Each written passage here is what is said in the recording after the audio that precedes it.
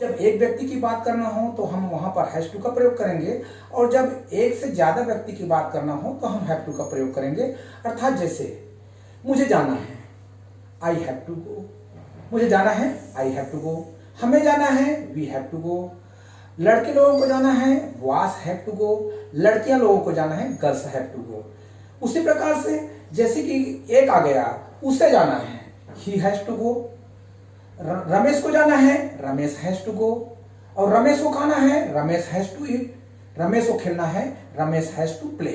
लेकिन जब हमने हैज टू और हैव टू का प्रयोग किया है तो यह काम जरूरी है, अनिवार्यता है, कंपल्सन है, हमको कर जाना ही है। जैसे कि मैं कह दूं आई हैव टू ईट, तो मुझे खाना है, अर्थात मुझे खाना ही है।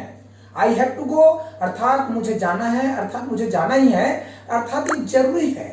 लेकिन मैं ये कह दूं आई एम टू गो, मुझे जाना है, मैंने एक योजना बनाया है। तो जब योजना बनाते हैं तब हम प्रयोग करते हैं आई एम टू गो। मुझे खाना है, आई एम टू ईट, अर्थात मैं खाने के बारे में सोचा हूं, मैंने एक योजना बनाया है। लेकिन यहां पर अनिवार्यता नहीं है। लेकिन आई हैव टू ईट बोलूंगा तो खाना है, मुझे खाना है, अर्थात खाना है। और आई एम टू ईट कहूंगा तो ये एक मेरा योजना है। उसी प्रकार से मैं कह दूं गीता को पढ़ना है, Geeta is to read. Geeta को पढ़ना है, वो योजना बनाई है, उसे पढ़ना है, हमने बनाया है योजना कि उसे पढ़ना है।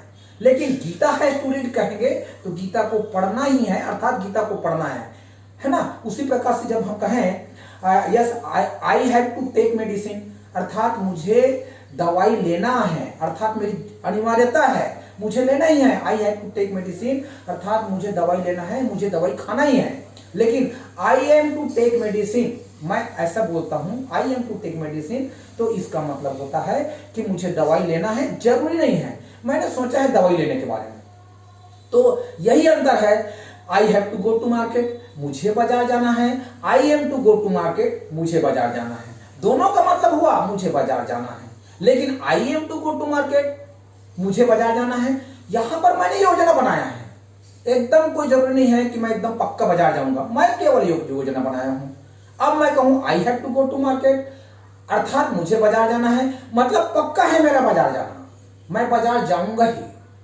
उसी प्रकार से Geeta has to eat, Geeta को खाना है, हमने बताया गीता को खाना है, अर्थात गीता खाने के बारे में सोची है, गीता खाना है। लेकिन Geeta is to eat, Geeta को खाना है। यहां पर शायद मैं गलत बोल चुका हूं, ध्यान रखिएगा।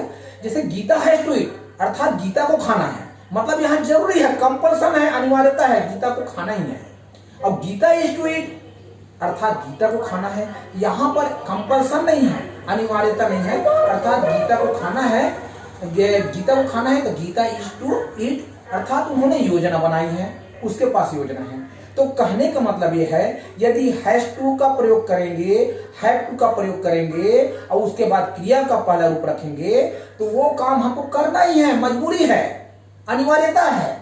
लेकिन हम is to, are to, am to के बाद क्रिया का पहला रूप रखते हैं तो यहां पर मजबूरी नहीं है, एक योजना है, एक योजना है।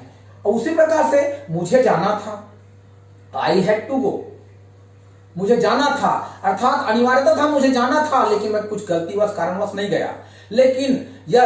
लेकिन आई वाज टू गो, मुझे जाना था एक योजना बनाया था जाने के बारे में, लेकिन अनिवार्यता नहीं था।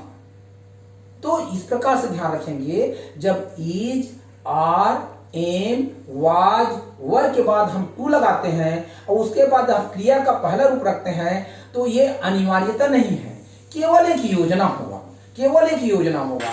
लेकिन हम कहें कि हैव के बाद हम टू लगाकर क्रिया का पहला रूप रखते हैं तो इसका मतलब है कि इस काम को हमको करना ही है, अनिवार्यता है।